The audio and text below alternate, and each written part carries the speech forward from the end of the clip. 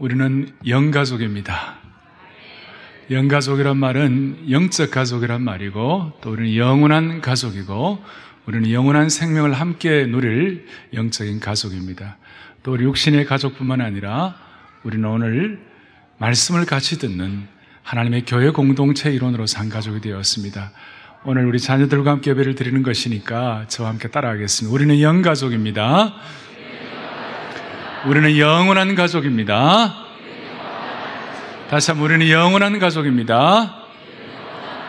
에베소서 2장 19절 20절을 다 같이 한번 보겠습니다. 자, 앞에 있으니까 같이 19절을 보겠습니다. 그러므로 이제부터 너희는 외인도 아니요 나그네도 아니요 오직 성도들과 동일한 시민이요 하나님의 권속이라. 자, 우리를 보고 이제 외인이 아니다, 나그네도 아니다, 성도들과 동일한 시민인데 하나님의 뭐라고 되어 있어요? 권속이라.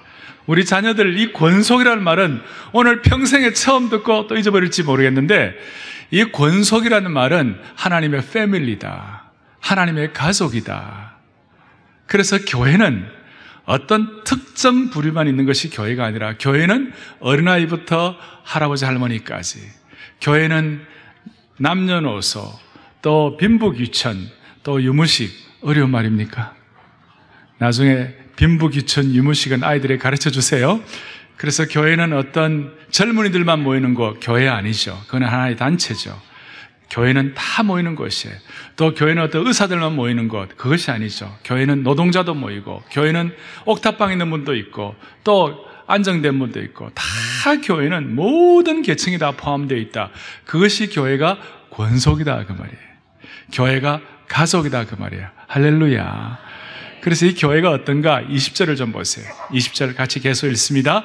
너희는 사도들과 선지자들의 터 위에 세우심을 입은 자라. 그리스도 예수께서 친히 모퉁이돌이 되셨느니라. 아멘. 너희는 사도들과, 오늘날 사도가 있습니까? 없습니까? 오늘은 더 이상 사도가 없어요. 대신에 사도 대신에 사도들이 남겨주신 신약 성경이 있어요. 그 다음 두 번째, 선지자들과, 오늘날 선지자들이 있어요, 없어요? 광고에 선지자 누구가 나와서 설교한다, 좀 이상한 거예요. 오늘날 선지자가 없어요. 선지자 대신에 뭐가 있는 거예요? 구약이 있는 거예요. 그래서 교회는 신약과 구약의 터전 위에 세워졌어요. 아멘. 그리고 그리스도 예수께서 친히 모퉁이돌이 되셨다. 코너스톤. 예수님께서 교회의 모퉁이돌이 되시고 기초석이 되시고 교회의 머리가 되신 거예요. 그래서 이 선지자들과 사도들의 터 위에 세워진, 구약과 신약의 터 위에 세워진 이 교회에 우리 모두가 다 한 식구가 되었어요. 이 식구가 되어서 어린아이부터 어른에 이르기까지 함께 이 공간에서 예배드릴 수 있다는 것은 큰 축복인 줄로 확신합니다. 너무 귀한 거예요. 이 공간을 하나님 허락해 주셔가지고 같이 예배드리니까 얼마나 귀한지. 지난 6개월 동안 우리 교회가 믿음의 4세대 계승을 위하여 집중을 해왔습니다. 참 새로운 교회 문화가 생겼어요. 토요일만 되면 잠든 아이를 안고 교회에 쫓아오는 우리 부모님들이 계시고, 또 우리 손자들 팔을 이렇게 붙잡고 같이 새벽에 토비새에 나오는 우리 할아버지들이 계시고, 자녀들과 함께 오는 부모님들이, 이런 문화가 새로 생겼어요. 2월 달에는 1000여 명이 넘는 우리 청소년들과 또 부모님들이 이 본당에서 같이 부흥회를 하고, 지난달에는 우리 권사님들과 고등부가 1대1로 서로 연계해가지고 기도 염원회가 되고, 할렐루야, 얼마나 감사한지. 그래서 교회가 어느 한 세대에만 하나님 영광받지 않으시고 모든 세대를 통하여 영광받으실 주님을 찬양합니다. 이런 차원에서 우리 자녀들 한번 저를 따라서 우리 부모님들과 같이, 나는 교회가 좋아요, 나는 예수님이 좋아요, 나는 부모님이 좋아요, 꼭 믿음의 세대 개성을 할 거예요. 아멘. 유럽 교회가 믿음의 세대 개성을 하지 못하여 교회가 문 닫은 교회들이 얼마나 많습니까? 한국 교회는 그렇게 하면 안 됩니다. 끝까지 믿음의 세대 개성을 하게 하시고, 부모가 못 이룬 꿈들과 기도의 제목들이 우리의 다음 세대에서 반드시 이루어지기를 간절히 바랍니다. 그래서 오늘 믿음의 세대 계승을 위하여 오늘 본문에 보니까 하나님께서는 뭐 이렇게 좀 흐릿한 것이 아니라 분명한 가이드라인, 분명한 지침서를 주셨어요. 오늘 본문에 보니까 이렇게 나와 있습니다. 2절에 보니까 감추인 것을 드러낸다. 이게 드러내진 거예요. 또 4절 뒤에 보니까 4절 보니까 이에 그들의 자손에게 숨기지 아니했다. 이런 말씀이 나와요. 그 다음에 여호와의 영예와 그의 능력과 그가 행하신 기이한 사적을 후대에 전하리로다. 숨기지 아니하고 하나님이 하신 그 일을 후대에 전하리로다. 뭐예요? 믿음의 세대 계승에 대한 분명한 가이드라인을 허락해 주시는 거예요. 왜 이렇게 분명한 가이드라인을 제시해야 되는가 하면 세대 계승을 강조한 이유가 뭐냐면 오늘날 이 세대 차이가 너무 많이 나는 거 있죠. 하지만 본래 성경에는요, 세대 차이란 말이 없어요. 성경에는 이 제너레이션 갭이라는 말이 없어요. 성경은 한 하나님을 믿고 한 말씀을 가지고 한 믿음을 갖고 있기 때문에 세대 계승이 있을 수가 없어요. 그런데 이 세대 차이란 말이, 이 제너레이션 갭이라는 말이 20세기 후반에 나타난 독특한 용어예요. 사랑의 교회는 세대 차이가 없기를 바랍니다. 근데 현실은 그렇지 않아요. 우리 아이들이 쓰는 용어, 어른들이 쓰는 용어 서로 달라가지고 이해가 안 될 때가 많아요. 제가 주일학교 보고 요즘 아이들이 쓰는 용어가 뭔지 한번 얘기해봐라. 그러니까 아이들이 이런 용어를 썼다는 거예요. 무슨 용어를 썼냐면, 아빠, 나 고터에서 문상 사서 친구 생파 가요. 그랬어요. 한번 봐봐요. 고터에서 문상 사서 친구. 이게 도대체 뭔가? 이게 뭐라고? 그러니까 답이 뭔지 아세요? 답이 이거예요. 고속터미널에서 문화상품권 사가지고 친구 생일 파티 간다고요. 어른들은 아직까지 희미합니다. 무슨 말이냐? 이 용어가 많이 달라졌어요. 애들이 쓰는 용어, 어른들이 쓰는 용어가 달라졌어요. 우리 어른들은 옛날에 버스 탈 때 토큰 갖고 탔어요. 토큰. 이런 토큰 갖고 탔어요. 토큰. 그 다음에 40대는 회수권 갖고 탔어요. 회수권. 근데 요즘은 뭘 타고 다니냐? 키머니 갖고 타는 거예요. 그런데 유치부 아이들은요, 이것도 아니에요. 뭐가 있느냐? 애들에게 타요버스. 아이들이 적어보려고 버스 타고 싶대요. 왜 이 말씀 드리냐? 너무나 세대 차이가 커요. 그렇기 때문에 우리가 더 분명하고 더 능력 있고 더 기도하고 더 집중력을 갖지 않으면 세대 차이를 극복할 수가 없어요. 따라서 오늘 제가 복잡하지 않고 딱 두 가지만 말씀드릴 거예요. 세대 차이를 극복할 수 있는 두 기둥을 다 여러분들이 오늘 붙잡고 가세요. 할렐루야. 첫 번째 기둥. 부모가 자녀와 함께 분명한 가이드라인을 제시해야 하는데 어떤 가이드라인을 제시해야? 첫 번째 기둥이 뭘까요? 3절, 4절에 보니까 이런 내용이 나옵니다. 3절에 이는 우리가 들어서 아는 바요 우리의 조상들이 우리에게 전한 것이라 그랬어요. 그리고 아까 4절에 있는 것처럼 여호와의 영예와 능력과 그가 행하신 기이한 사적을 후대에 전하리로다. 5절 뒤에 보니까 그들의 자손에게 알리라.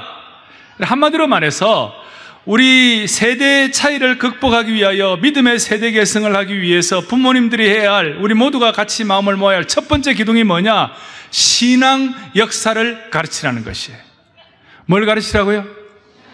신앙 역사를 가르쳐요. 그런데 제가 말하는 이 신앙 역사는 기록된 신앙 역사를 가르칠 뿐만 아니라 이 신앙 역사는 단순히 기록된 것이 아니라 지금 영적인 것, 지금 역사하고 계시고 지금 살아계시고 지금 부모님과 함께 역사하고 계시는 신앙을 자녀들에게 보여주라 그 말이에요. 그래서 제가 말하는 신앙 역사는 어떤 기록된 것만으로 끝나지 아니하고 이 신앙 역사는 과거가 아니라 현재 진행형이에요. 이 신앙 역사는 명사가 아니라 막 살아 움직이는 동사예요. 그래서 현재 진행형으로 동사로 지금 우리 아이들에게 부모에게 함께 하시는 그 하나님의 신앙의 은혜를 지금 전수하는 거예요. 할렐루야. 이것이 신앙 역사를 가르친다는 거예요. 이것은 자녀가 하나님 앞에서 부모들로부터 유산을 받는 거예요. 어떤 유산인가? 크리스찬 상담 치유가인 목사님은 이런 얘기를 해요. 어머니, 아버지가 행복하게 산 모습을 본 자녀와 부모로부터 좋은 이야기를 많이 들었던 자녀는 반드시 행복하게 살게 되어 있다 그랬어요. 그러나 불행한 부모의 모습을 보고 자란 자녀는 불행하게 살 가능성이 많다 그렇게 했어요. 사랑하는 여러분, 어떤 유산을 자녀들에게 물려주기를 원하시는 거예요? 이렇게 말할 수 있어요. 자식은 부모가 보여준 유산만큼 살게 되어 있어요. 하나님이 귀하게 쓰시는 집안, 아름다운 가정을 살펴보면 그들의 삶의 커튼을 살짝 열고 그 집안이 왜 이렇게 잘 되었나 그렇게 살펴보면 그들이 더 IQ가 높다거나 더 똑똑하다거나 더 큰 재산이 있어서 그런 것이 아니고 부모가 하나님 앞에서 부모의 신앙을 잘 전수해 주는데 그 신앙을 통하여 아이들이 마음이 큰 그릇으로 준비될 때 우리 아이들이 신앙 개성을 할 수 있다는 거예요. 아멘. 부모가 서로 사랑하고 행복한 모습을 많이 보여줄수록 자녀들의 마음이 커진다는 거예요. 따라서 사랑의 교회에 속한 우리 자녀들 마음이 다 커지기를 바랍니다. 다 우리 자녀들 큰 그릇 되기를 바랍니다. 마음이 커지면 다른 유산은 없어도 그 큰 마음 가지고 이 세상의 파고를 헤쳐나갈 수가 있다 이 말이에요. 마음이 커지면. 그런데 특별히 마음이 커지는 중요한 하나의 요소가 뭐냐? 엄마 아빠가 서로 사랑하고 하나님 사랑하고 하나님 앞에서 참 하나님 우선순위로 살고 엄마 아빠가 서로 주님 안에서 행복해하고 서로 기도하고 이런 걸 한 번씩 보여줄 때마다 애들의 마음이 막 이렇게 커진다는 거예요.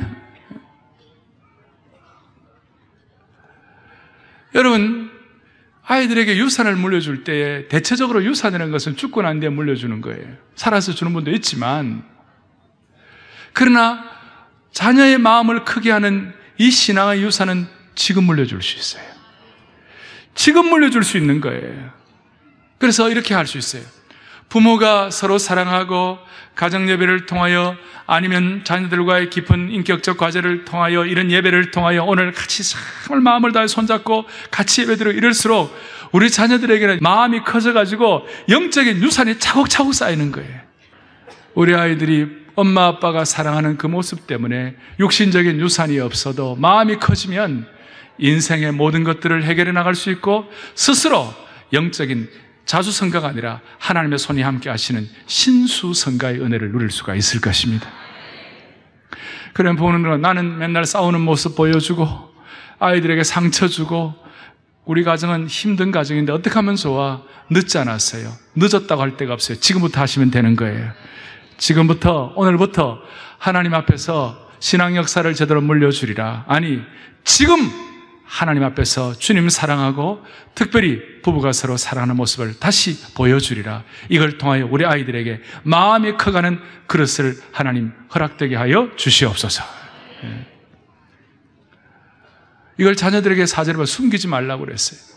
또 특별히 뭘 숨기지 마느냐? 4절 뒤에 이렇게 나와 있죠. 뭐라 나와 있느냐? 여호와의 영예와 그의 능력과 그가 행하신 기이한 사적, 그의 기이하신 놀라운 성경의 역사들을 숨기지 말고 전하라. 주일학교 전도사님들에게 얘기를 들어보니 이런 얘기를 해요. 예배 시간에 와가지고 애들이 집중력이 있고 다 단정하게 하나님 앞에서 진지하게 예배를 드리는 아이들이 대체 어떤 아이들이냐? 어릴 때부터 할아버지 할머니나 부모님으로부터 성경에 나오는 위대한 인물들의 얘기들, 다니엘이 굴 속에서 구원받은 것, 아브라함의 318명의 특공대, 다윗의 물맷돌, 여기 이제 9절부터 뒤에 쭉 나와 있습니다. 저 뒤에 72절까지 10장을 어떻게 이겨내느냐, 다윗 시대까지 500년의 역사 가운데서 하나님께서 어떻게 능력과 기적과 표적으로 함께 하셨나, 그 모든 내용들을 어릴 때부터 할아버지나 부모로부터 그런 성경에 대한 스토리텔링을 많이 듣고 자란 애들은 이상하게도 집중력이 있다는 거예요. 그리고 예배를 집중하고 다 마음을 몸으로 말미암아 매주마다 더 영적으로 자란다는 거예요. 어릴 때 부모로부터 그런 얘기를 잘 듣고 성경의 위대한 사적을 들었던 애들이 다 하나님 한결같이 진정성을 가지고 산다는 거예요. 그러니까 어릴 때 가치관이 평생을 간다는 것이죠. 그리고 이 역사적 하나님의 신앙 역사를 가르칠 때 제 생각에는 그래요. 역사의 단절을 이어가는 역사의 고리가 된 분들, 역사의 어떤 파괴와 역사의 쇠퇴를 막는 역할을 한 그런 분들의 얘기를 많이 들을 때 우리 아이들도 나중에 자라가지고 역사의 파괴를 막을 수 있는 역사의 고리가 된다는 거예요. 할렐루야. 무슨 말이냐? 이런 뜻이에요. 역사의 무대에서 그렇게 많이 잘 나타나진 않았지만 여러분 룻을 알 거예요. 룻은 나중에 다윗 왕국을 연 다윗의 증조모가 됐잖아요. 놀라운 일이 벌어졌죠. 또 한나라는 인물이 있습니다. 한나는 그냥 여인이었지만 한나를 통해 사무엘에 배출되었습니다. 사사시대를 잘 마무리할 수 있었어요. 그리고 역사의 고리를 이어줬어요. 다윗 왕국과 함께 연결을 시켜준 거예요. 사사시대, 왕국시대를 연결주는 연결고리가 룻이라든지 한나를 통하여 할 수가 있었어요. 우리가 신앙 역사를 살펴보면 그런 분들 많지 않아요? 바울이 그런 역사의 고리를 이어줬고 또 모세가 그런 역할을 해줬고 또 하나님의 사람들 가운데서 다니엘이 그런 역할을 해줬고 하여튼 역사의 고리를 이어간 거예요. 한국교회도 마찬가지예요. 한국교회 주교철 목사님, 손양호 목사님 순교를 통하여 하나님의 역사의 고리를 이어간 거예요. 또 한국교회의 장기래 박사님이나 김용기 장로님 같은 귀한 평신도 장로님들을 통하여 놀라운 일들을 하신 거예요. 우리 아이들, 이 교회에서 자라는 모든 아이들, 이 시대에 역사의 고리를 이어갈 수 있는 하나님의 신실한 자녀들로 성숙할 수 있기를 바랍니다. 그렇게 되면 우리 아이들이 복음적 평화 통일의 시대의 일꾼이 되게 될 것입니다. 이를 잘 감당할 수 있도록 신앙 역사를 가르치십시오. 지금 부모의 사랑이 아이들의 마음의 그릇을 크게 해주고 지금 부모들이 하나님의 능력과 역사를 잘 선포할 때 우리 아이들이 역사의 고리를 이어가는 인물이 될 것입니다. 할렐루야. 두 번째 기둥, 하나 기둥 더 하겠습니다. 기둥이 뭐냐? 5절부터 8절까지. 이 5절부터 8절까지를 잘 보세요. 보시면 특별히 7절 그들로 하여금 그들의 소망을 누구에게 두라고 그랬습니까? 7절. 자, 그들로 그들의 소망을 누구에게 두라고 그랬어요? 하나님께 두라. 부모가 내 소망이 하나님께만 있다라고 고백하는 그것이 우리 아이들에게 가장 중요한 신앙의 기둥이 되는데 그것이 뭐냐? 하나님 신뢰하는 법을 가르치라는 거예요. 하나님이 신뢰하는 가치관을 가르치라는 거예요. 첫째 기둥은 신앙 역사를 가르치고 그 신앙 역사의 가장 중요한 현장이 뭐냐? 부모가 하나님 신뢰하는 법을 가르치라는 거예요. 그것이 가치관이 되도록 가르치라는 거예요. 부모가 하나님께 소망을 두는 그 소망 두는 그것이 우리 아이들이 하나님 앞에서 받을 수 있는 제일 중요한 교육 중에 하나라는 것입니다. 이렇게 말할 수 있습니다. 부모가 하나님께만 소망을 두는 그 소망의 수준이 우리 아이들의 신앙 수준과 연결된다 그 말이에요. 여러분 이런 질문을 할 수 있어요. 부모가 하나님 크게 사랑하면 누가 덕보는 것입니까? 다시요. 부모가 하나님 크게 사랑하면 하나님이 덕보는 겁니까? 아니, 하나님 자체로 다 영광 받으시기 때문에 하나님 자체로 I am that I am 하나님의 스스로 계시는 분이기 때문에 우리가 뭐 이래 한다 안 해도 큰 상관이 없어요. 문제는 부모가 우리의 삶의 현장에서 하나님께만 소망을 두면 누가 덕을 보느냐? 우리 아이들이 영적인 덕을 본다는 거예요. 우리 아이들이 하나님을 사랑하는 사람 될 수가 있다는 것이에요. 부모가 하나님을 사랑하는 그 수준이 우리 아이들이 하나님 사랑하는 수준과 연결된다는 것입니다. 따라서 오늘 이 말씀을 듣는 모든 주의 백성들, 사랑하는 부모님들이여, 여러분들이 하나님 사랑하는 수준이 우리 아이들이 주님 사랑하는 수준과 잘 연결되기를 원합니다. 이것이 아이들에게 주신 큰 하나님이 주신 복들이에요. 부모가 하나님을 사랑하는 거 어떻게 보여줄 수 있는 거예요?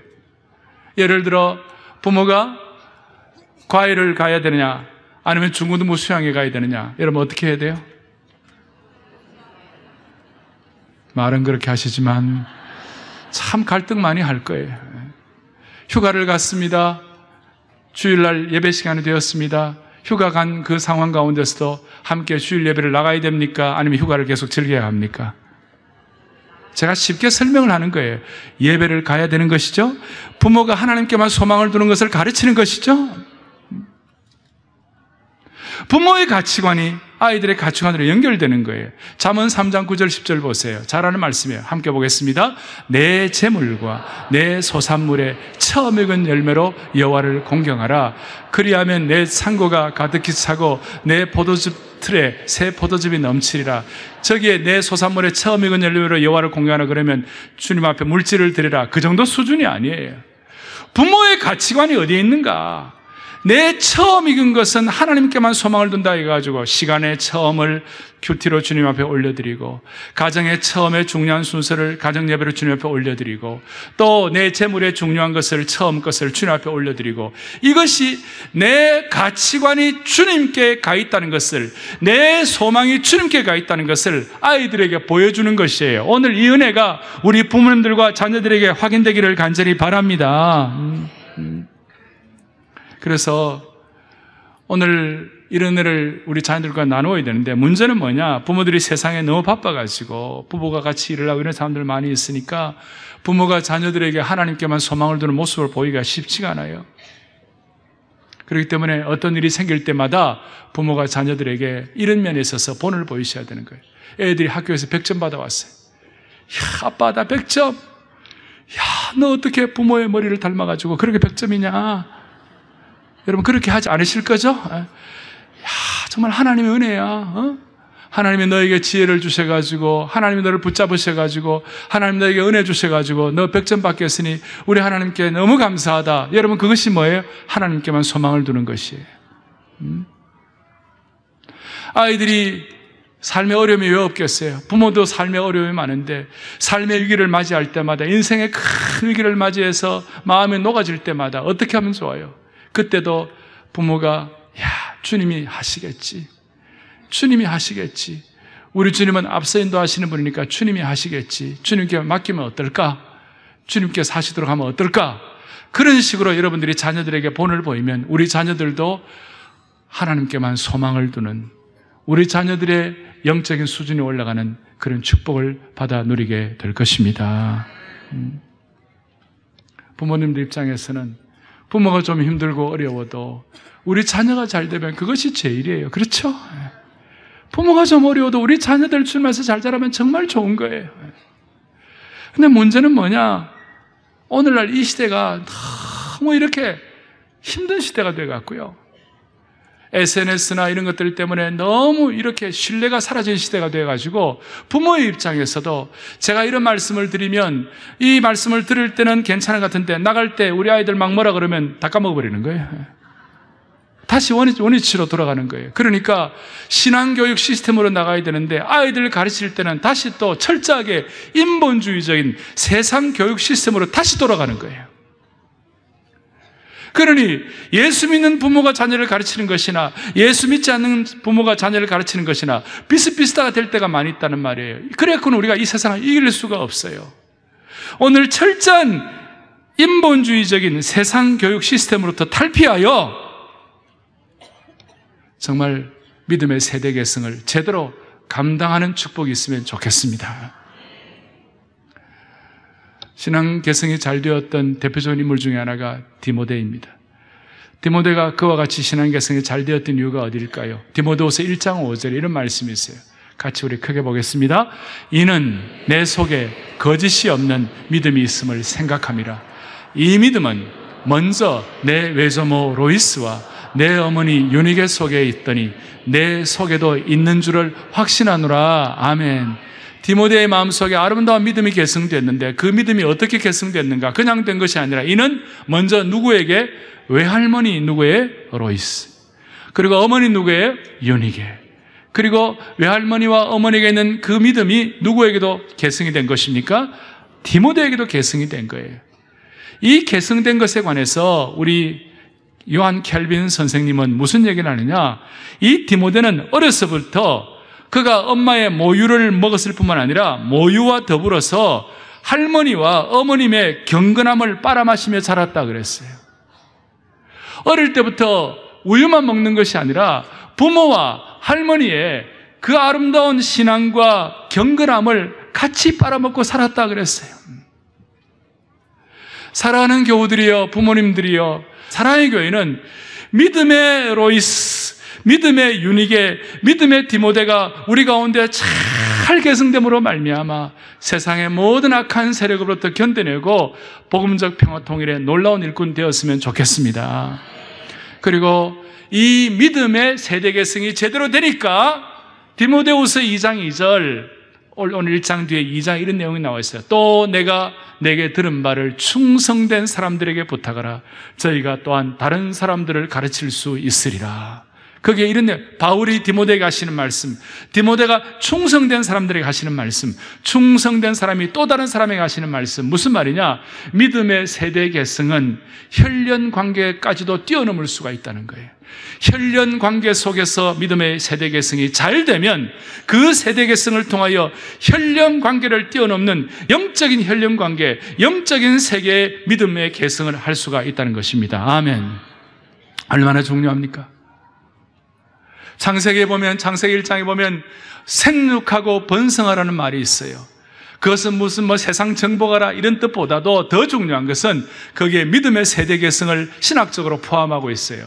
생육하고 번성하라는 그 말은 요한복음 3장에 사람이 거듭나고 중생하는 것도 포함되어 있고, 거기에 생육하고 번성하라는 말은 마태복음 28장에 모든 족속으로 제자를 삼으라는 이 지상명령도 포함하고 있고, 거기에 사도행전 1장에 성령으로 말미암아 이 세상의 증인이 되라는 예수 그리스도의 증인됨도 다 포함하고 있는 혈연관계를 뛰어넘은 다 놀라운 영적인 세대 계승까지도 포함하고 있는 거예요. 오늘 이 예배를 통하여 또 우리 자녀들을 통하여 우리가 한국 사회의 뿌리 깊은 이 강고한 혈연주의, 학연주의, 지역주의의 고리를 끊어버리고 영적인 세계를 브레이크트루하고 돌파함으로 말미암아 여러분들 때문에 한국교회 역사가 새롭게 펼쳐지기를 원합니다. 이제 정리하겠습니다. 믿음의 세대 계승은 가르침뿐만이 아니라 믿음의 세대 계승은 보여줘야 합니다. 따라하겠습니다. 믿음의 세대 계승은 보여줘야 한다.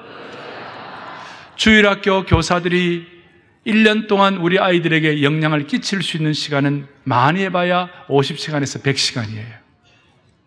그런데 부모님들이 우리 자녀들 앞에서 교육할 수 있는 시간은 1년에 3000시간이 넘어요.